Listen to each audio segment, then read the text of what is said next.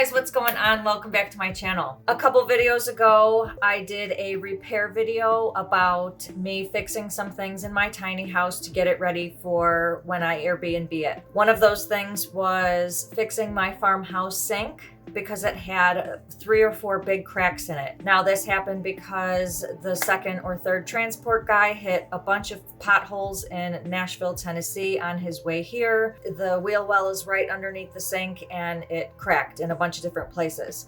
I went ahead and tried to fix this with some tile putty, and at the end of the video, yeah, it did not work out. So I'm going to be having it replaced with another farmhouse sink. The handyman's going to be coming over later on. I'm going to be touching on a few things first before this all happens so that you guys are filled in on what's going on.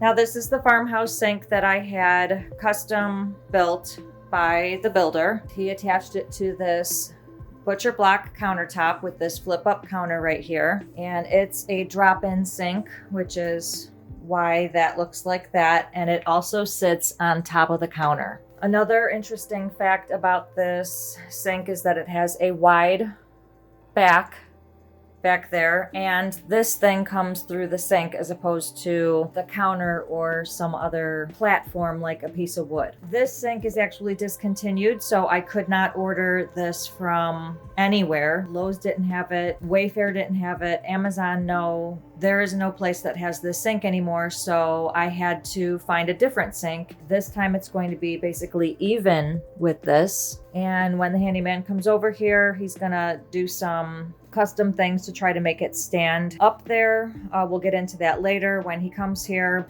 So that is one thing I want to note about having a custom tiny house. If you have a sink that you put in here and it's built a specific way, when you go to change that, if you go to change it, there might not be the same sink as before. So you might have to modify a couple things in order for a new sink to fit or a different sink to fit, but this is what you have to do living tiny. It's not so standard in a tiny house because they're built to your liking, so a lot of them are built on a smaller scale. Now it is unfortunate that this happened, and it's also unfortunate that I couldn't fix it with the putty because that was a more affordable option than a $230 sink. One thing I want to note is that one of the reasons why I am replacing it rather than trying to fix it again, like repair it, is because I am going to be renting it out on Airbnb, and I didn't want guests to be rowdy and to grab onto it and break it and pull it down, hurt themselves. I didn't want any of that to happen, so it's just a much safer bet and a better investment in the beginning to just replace it. This is the sink. It has already come in. I did get it from Wayfair, I believe. It's a little bit bigger. The measurements are, we are going to have to do a little bit of modifying. Because the sink is a little bit wider, we're going to have to cut this area right here and cut this all the way back so that the sink can fit inside there. There will still be an area for me to have my cooktop there. It's not going to expand that much, and I was told that we can only go up to this line on both sides anyway, so that's as far as the sink will go. The handyman did suggest getting a stainless steel sink. I think these might be a little bit more affordable, but a couple reasons why I did not get the stainless steel. Quite honestly and personally, I hate stainless steel. I think it's ugly. I think it makes marks and scratches, and I think it stinks. Yeah, that's just me. My theme of my tiny house is rustic farmhouse bohemian, so I wanted to stick with the farmhouse theme. This one is absolutely amazing. I do wish they had the same one, but they don't, so we're just gonna have to deal with another one. It does have a flip down in the front, just like this one, but it doesn't have the wide back, so we're gonna have to be modifying that, putting a board back there and putting the nozzle through there. The handyman's going to be here a little bit later. I am going to prep the area for him and just get all of my personal stuff off the counter so that he has room to work, and I'll put it over here on the dining table.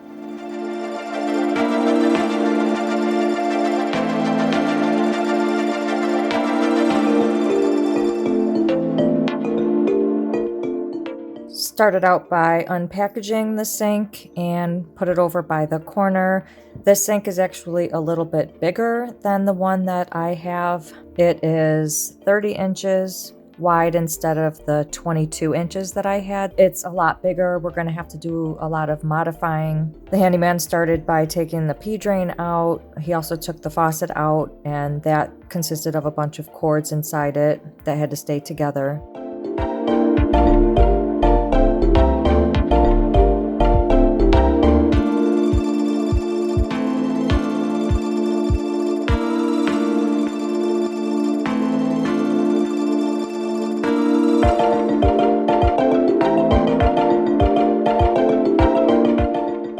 As he was trying to take out this piece right here, it knocked into the pepper that was at the back of the wall and busted into the sink. We've got a little mess to clean up.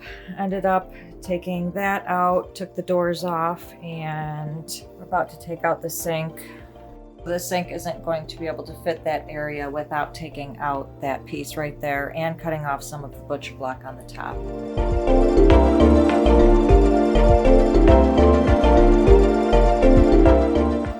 Next, cut the caulk around the sides because the sink was cemented in there in that way.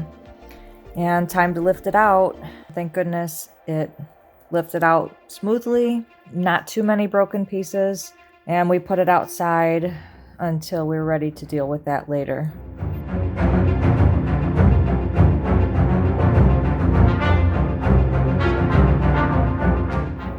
Now that the sink was out, he was able to have a better look at what he was dealing with when it came to the modifications that he had to make. Okay, so this piece right here is coming off, and then he's gonna make a cut on both of the sides there, and then he needs to make a brace for underneath to hold the sink because there is no brace here anymore. We're going to be taking that out. This sink is a lot bigger than the one that was in there before. Like that was only 24 inches and this is like 30 or 35. So we're basically taking out this whole supportive structure and we need to make a new one by modifying some other wood pieces and putting that underneath the sink.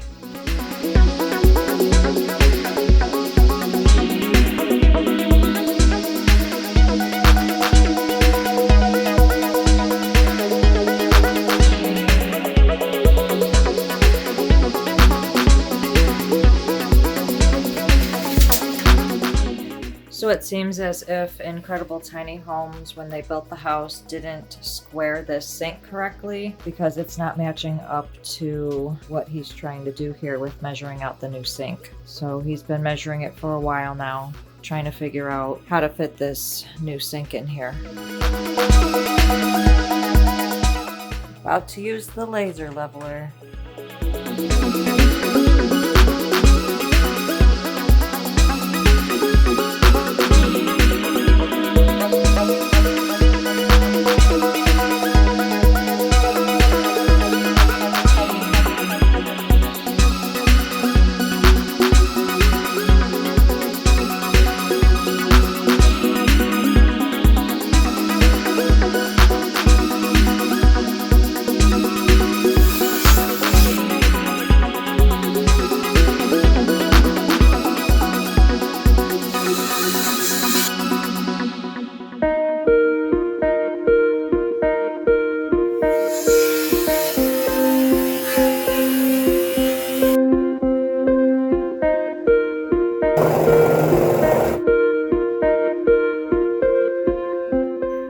That was day one and the handyman had to leave. The next day there was a bunch of mess on the floor from the sawdust. I went ahead and cleaned all that up before he got there. When he got there, he set up shop in the yard, and today was going to be setting up the platform, the foundation to make the secure sink stay in there.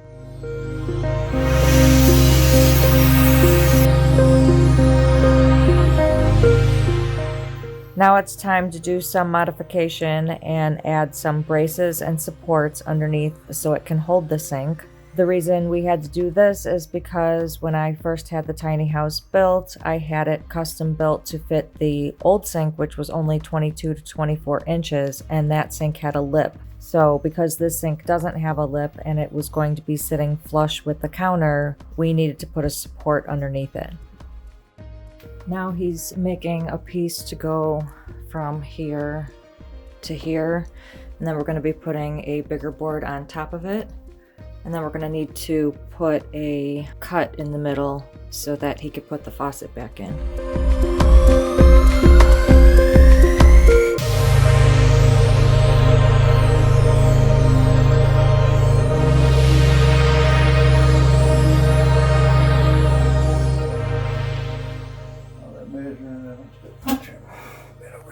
The sink was off just a hair on this corner right here, so he's going to take a saw and cut it right now, just that tiny bit, so that the sink can fit.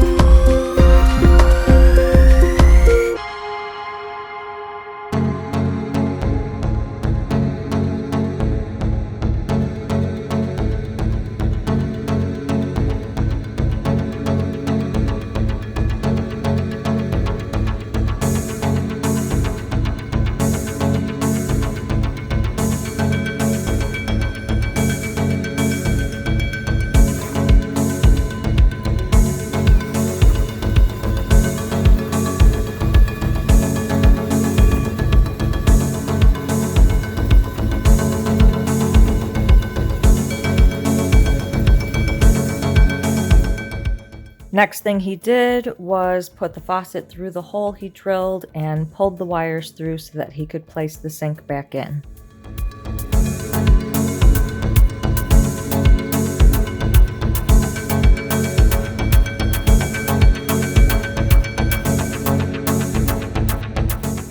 The sink I had before fit the pipes that were custom built to it. Installing a bigger sink required even more modification when it came to the pipes reaching underneath. The handyman had to come back with the correct pipe fittings.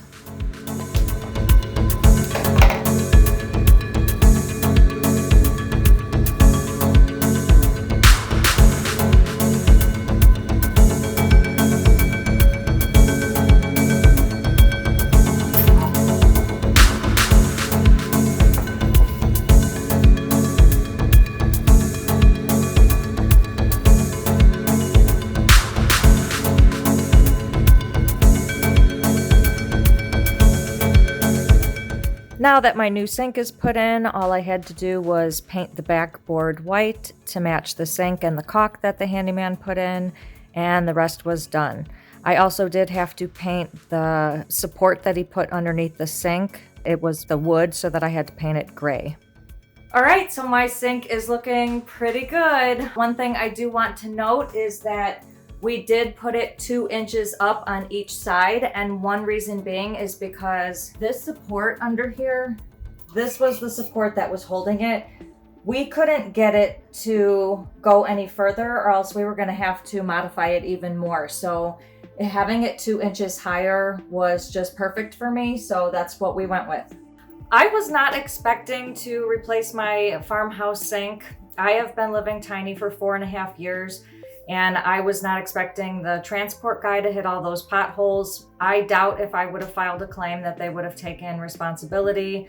He was fighting me the entire time, saying that he's not the person at fault for doing that. So I had to replace it. And if you're going tiny, just note that some of these things are going to happen, especially if you travel with your tiny house or you're transporting it from one place to another. This sink cost $232. Labor was $150. So almost $400 later, I have a new sink and it's no longer a safety hazard for Airbnb guests or myself or guests of my own. If you guys like this video, please give it a big thumbs up and don't forget to hit that subscribe button below and click the notifications bell so you can receive a notification every time I post a new video, which is every Sunday.